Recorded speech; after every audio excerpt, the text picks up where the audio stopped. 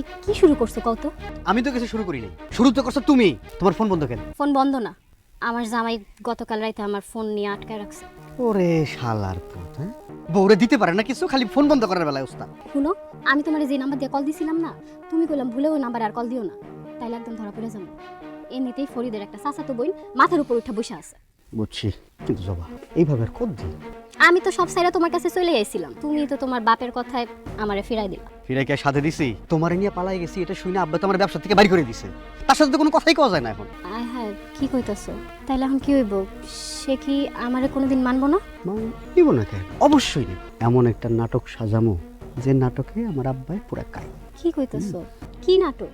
তুমি তুমি যেমনি হোক লাখ 2 টাকা ব্যবস্থা করে ওই টাকা নিয়ে আমি তোমার নিয়ে পলাই যাবো। তারপরে আব্বারে জানাবো যে যদি আমাকে মাইনা না নেয় তাহলে আমরা দুইজনেই আত্মহত্যা করব। তখন তার একমাত্র ছেলেরে সে কি হারাইতে চাইবো? কিন্তু আমি এত টাকা কই পামু কও তো? আচ্ছা, তোমার কাছে কি সোনা দানা এগুলো কিছু নাই? সেগুলো বিক্রি করে তুমি আমার টাকা দিবা। আব্বাই যখন আমাকে মাইনে নেব আমি তো তোমার সমস্ত সোনা দানা সব ফেরত দিয়ে দেবো। তোমারে তো আমি পুরা একদম সোনা দানা দিয়ে ঢাইকে রাখুন তখন। আচ্ছা, আপাতত তুমি একটা কাজ করো, এই যে তোমার দেয়া এই আংটিটা রাইখা দাও, পরে আবার টাকা পয়সা হইলে আমারে কিনে দিও। তোর এই আংটি দিয়ে কি হইব? কিছুই তো হবে না। তুমি তুমি আচ্ছা, তোমার শাশুড়ি তো পুরানো বলেন না, তার কাছে সোনা দানা থাকতে পারে। তাছাড়া তোমার স্বামীর কাছে তো টাকা পয়সা থাকতে পারে। একটু খোঁজ খবর নিয়ে দেখো, তারা কি তোমারে কইবো নাকি? যাও যাও যাও, এখন যাও তাড়াতাড়ি, একটু খোঁজ খবর নাও। ঠিক আছে, গেলাম। কেউ দেখা লাইলে আবার ঝামেলা হয়ে যাবে। তাড়াতাড়ি। মারে মন খারাপ করিস না, এটা কি ওর বাড়ি নাকি? এটা আমার বাড়ি। তুই যখন খুশি তুই আমার কাছে আইবি, বুঝছ না? ঘরটার মধ্যে অশান্তি, একটু কিছু ভালো লাগে না। তুই এলে আমার একটু ভালো লাগে। আমি তো তোমার জন্যই আসি চাচি। দাও না, ভাবি আমরা দেখতেই পারে না, সহ্যই করতে পারে না। আচ্ছা, তোমার হাতে ব্যথাটা কি ভালো হয়েছে? কই থেকে ভালো হইব? দাঁড়াও, আমি একটু টিপা দিতেছি, তোমার আরাম লাগবে। কি ব্যাপার বৌমা, তাড়াহুড়া করে কই গেছিলা? আবার কই থেকে আইলা তুমি?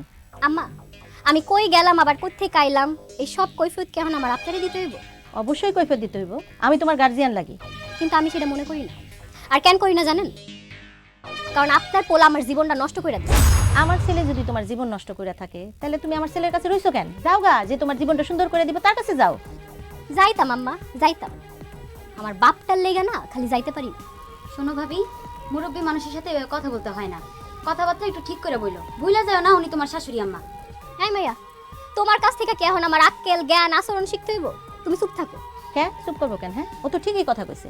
শুনো, তোমার ব্যবহার দিন দিন এত খারাপ হইতাছে, আসলে আমার সংসারে এখন কোনো কিছুর অভাব নাই।